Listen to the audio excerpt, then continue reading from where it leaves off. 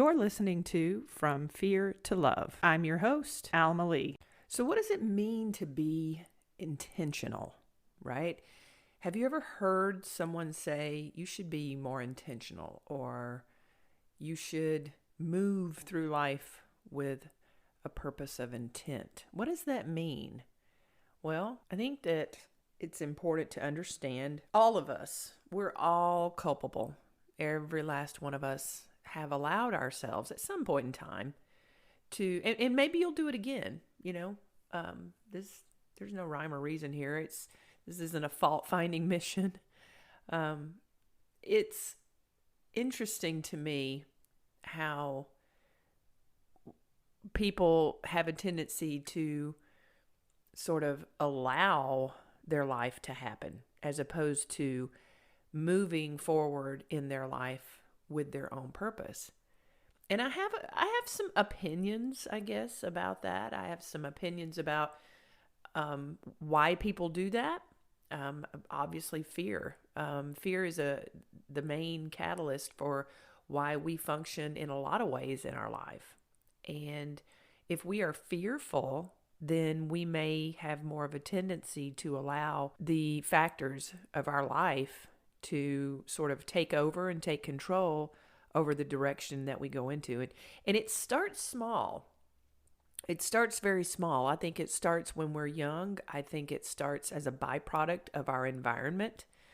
And a lot of what I talk about is childhood trauma. A lot of the discussions that I have with clients and through this podcast is directly related to the personality development of children based upon the environment that they are cultivated in.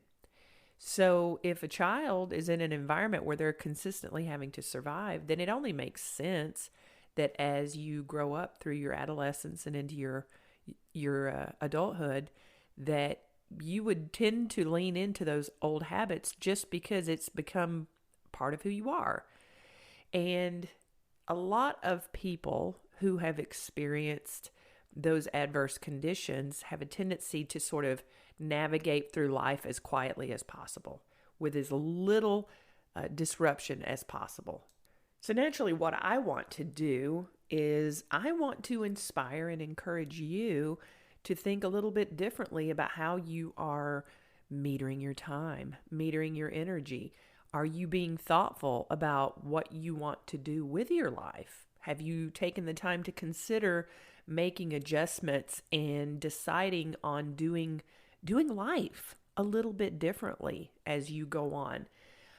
Again, going back to the concept of fear, well, we all have fear. We all have things in life that cause us to second guess ourselves, or, maybe even you have people in your life that are directly influential in your fear because they may judge you. They may lay waste to all of your dreams and your plans and your passions by telling you that you're not good enough, you're not smart enough. Why would you even consider making changes in your life? You should be grateful that you have the opportunities that you have right now. Why would you want to change? Why would you want to think differently? You're crazy, you're stupid, you're dumb, yada, yada, yada. I think we've all experienced that to some degree, whether in family, friendships, work situations, school, your community. We've all had the influence of outsiders dictate to us how we should see ourselves. And I'm over here just telling you that is irrelevant. This is your life. This is your opportunity. Not only do you have the power and the authority to make changes, but you have the right to. And it's your responsibility to meter out your time and your energy the way that you see fit. Now, here's the question, right? When we think about that, we think about, well, I don't know what I want to do, Alma. I haven't thought about it. Well, here you go. I'm just inviting you to take some time to sit with yourself, to consider your likes, your dislikes, your desires, your passions. What sets your soul on fire? Have you even sat down to consider what that might be? Have you found something that sets your soul on fire? Do you have hobbies? Do you have something that you're really passionate about, that you're drawn to, that interests you? I heard I don't know, it was like a reel or a TikTok or something in passing sometime earlier today, and I thought it was very pertinent to this particular episode. And that is, this gentleman said something along the lines of, your passion is not an accident. Your passion is your purpose. That isn't an accident. And I wholeheartedly agree with that. I actually kind of chuckled when I heard it, and I thought, God, that makes so much sense. Because back in the day, around 1994, I had an opportunity to sing karaoke for the first time. I think it was Grandpa or Mama He's Crazy by the Judds. It was one of those. I can't remember. It was a Judds song. And I was 20, and I was in training and brand new to the military, and had all of these smiling faces in front of me. And I got up there and I sang horribly. And you would think that experience would have traumatized me or made me, crawl back into my shell and be like, oh, I don't want to do that again, because it was bad. But it didn't, strangely enough. I actually remember very clearly the emotional takeaway, because I knew while I was singing that it was bad. I wasn't happy with it. But at the same time, I also realized how much I enjoyed it. And I thought, oh, wow, you know what? I think I should be a vocalist. I think I should be a singer. I want to do better. I want to do better. And so that was my pastime. That was what I did with my downtime, is I would go to the NCO club and I would sing karaoke. I couldn't wait. I think it was Tuesday nights at the Warrior Lounge on Kirtland Air Force Base. And I would go there and I wouldn't miss it. And I would go and I would sing my heart out. And I would have like my collection of songs that I would sing. And it's funny to me now because it's so clear to me now. It's so obvious. But back then, it wasn't really as obvious to me. It was just something I really, really enjoyed. It was like a drug. I mean, it really put me in sort of a high place. And so now, as a public speaker, as someone who enjoys inspiring and challenging people to do life differently, to do the business of life differently, and actualize yourself and actualize your purpose by finding your passion, that is something that really just, it propels me. I still sing karaoke. I don't think I sing as badly as I used to, but I certainly don't do it full time. But it's that ties into the public speaking work that I do now. And it just makes total sense. So I share that story with you as sort of a marker of what is your passion, because that's where you're going to find your purpose. And when I talk about the act of living and acting and engaging in your life with intention, that's what I'm talking about. Because intention should be every part of your day. Everything that you do should come from a thought process of intention, where you sat down, or maybe not sat down, but you took some time to articulate your next course of actions, no matter how small. And it starts the first moment that you wake up in the morning. You need to set an intention, first of all, for the rest of your day, but you also act intentionally. I always do some deep breathing. I make sure that I don't just hop out of bed like I did for so many years before I engaged in this practice. And I've been doing this practice actively with regularity for probably about 1.5 years now. And that is my morning meditation. And it's super quick. I think it might last maybe a minute. But I slow down and I make sure that I set my day off with positive thoughts of gratitude, positive thoughts of intentions and manifestations, in order to get my head into the place that it needs to be. And that's the seed, my friend. That's what you have to plant in order for you to manifest your goals, and in order for you to just move through your day with a sense of purpose, because you're taking your control back. You see, that kind of ties back into what I was saying earlier, if you had adverse experiences as a child, you may have felt terribly disempowered. You may have felt that you did not have control or a right to do anything differently in your life, to, take the helm, if you will, of what you want to do with your time and your energy. Now, obviously, when you're a child, you're going to be told what to do by adults, your teachers and, coaches. But it's important to understand now if you're still kind of waiting for life to happen. Are you waiting for life to happen?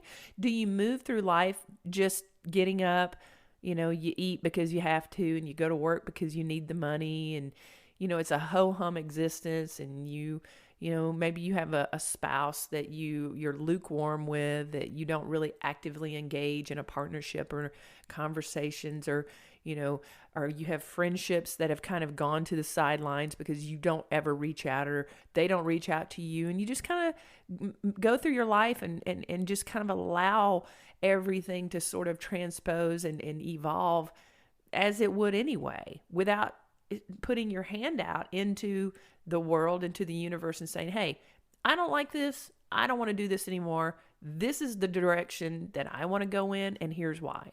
And you have those conversations with yourself, and maybe your loved ones too, if it affects them as well. But it's important to move with intention. It's important to take the time to slow down. I always tell people, journal and do those deep breathing exercises. I can't recommend that enough, because that's really what's going to slow down that sense of responsibility when you wake up in the morning. I've talked about it before, where my first thing when I first wake up, my brain will try to hijack me first thing in the morning. It will try and get me to feel like, oh, well, I got to turn on the coffee maker. I got to let Sophie out. I've got to, get up and take care of, my personal stuff. But I do slow down intentionally, because I maintain control of the direction of my time and the direction of my energy. And you can too, and you should. You really should, because if you're not slowing down and thinking about your next course of action with intention, your life is going to pass before you. And it's just going to happen. And you're not going to actualize. You're not going to take those trips. You're not going to spend that time. You're not going to reach those goals. And you're not going to live a life that's fueled with joy and purpose. So that's the message today, is purposeful intention. Where do you want to be? Set some goals. Like, where do you want to be in 5 years? Heck, where do you want to be 5 months from now? Set some small baby step goals and articulate the habits that you were in before, and also identify any problems with those old habits. For me, I recognized when I sat down and started doing my deep breathing, my first early morning meditation, I recognized that the problems that I was having was I was just jumping out of bed without I wasn't slowing down. I wasn't allowing my body to warm up. I wasn't allowing my thought process to sort of wake up or get attuned to the day. And see, here's the problem with that. The problem with that is that if you don't set the intention of slowing down, when are you going to? When will you, through, old habits, breaking old habits, learn to slow down? I mean, you might make a plan, because you have a need. You might even set aside some time to, develop a plan for taking a vacation. But those are large chunks of time. And buying a car, buying a house, those are large considerations that, it makes sense to sit down and plan it out. All I'm saying to you is that level of effort is completely appropriate to do in every aspect of your life. You deserve every aspect of that.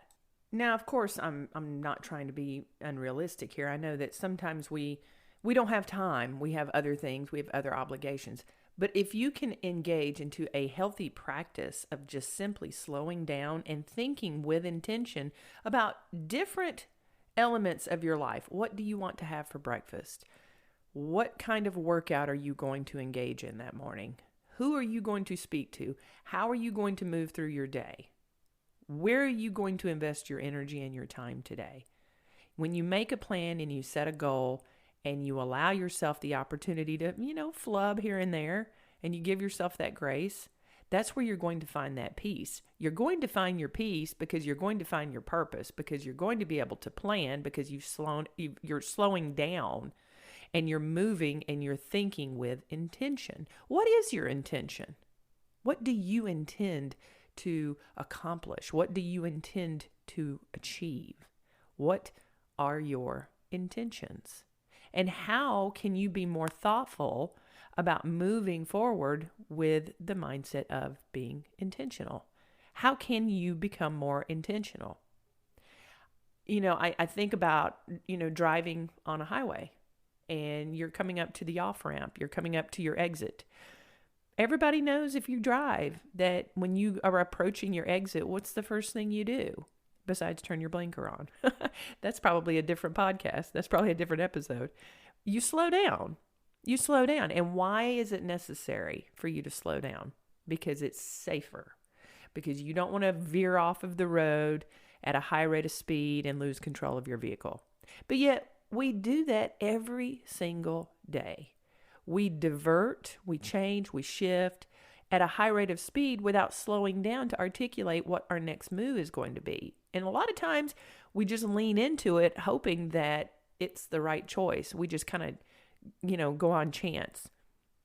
Of course, if someone makes a suggestion, hey, would you like to go to lunch? You want to go here, you want to do that, and you haven't really thought about it, then you know what? It might make sense to you to agree to do that. But if you have already made plans, or if you already articulated that you were going to do something else, what would be your intention? What would be your intentional thought process at that juncture? All I'm saying is just take into consideration what you're doing with your energy and what you're doing with your time. Your time is your most valuable commodity. It always will be. We're all on a ticking time clock, and we all have a limited amount of days in order to pursue our passions. And if you don't know what your passion is, well, then now's the time to figure that out, because you can do that through thinking intentionally. Start with your early morning routine. When you first wake up in the morning, remind yourself every morning that as soon as you sit up and you place your feet flat on the ground, that you're going to do your deep breathing, that you're going to set forth an intention and manifest what it is that you want to achieve or receive, if that's your consideration. Take the time to slow down. When I was in grad school, one of my professors, wonderful man, he openly wept when one of my classmates had missed a class, and she showed up and apologized to the class because her grandmother had passed.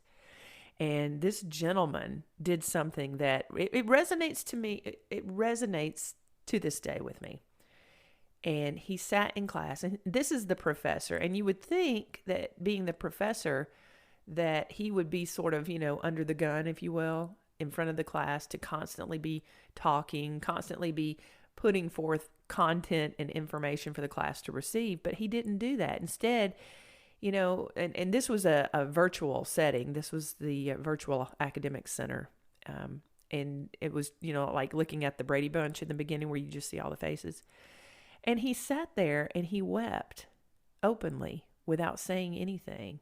And I'll admit, I was confused and I was uncomfortable as hell. Because I'm like, is this guy crazy? Has my professor lost his marbles?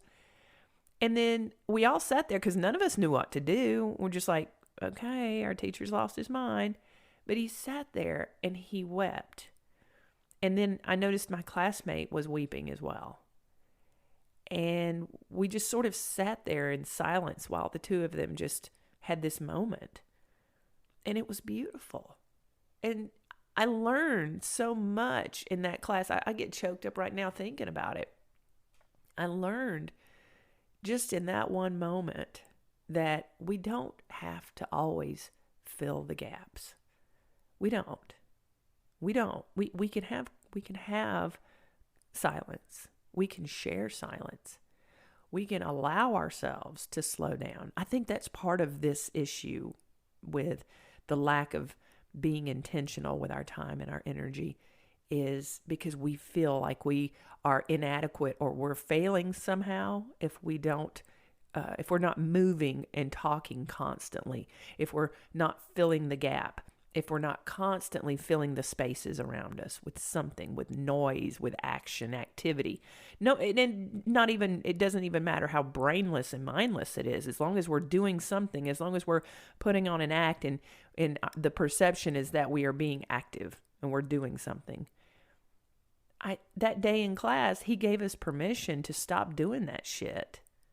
And I remember that. And so now, when I talk with my clients or even my friends, and like with you, I just will slow down.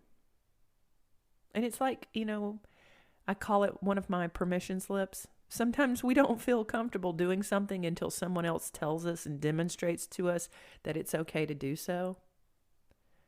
And I'm just saying, it's important. Not only is it okay to move through this life with intention, deliberate, thoughtful, articulate intention, but it's your right and it's your responsibility to do that.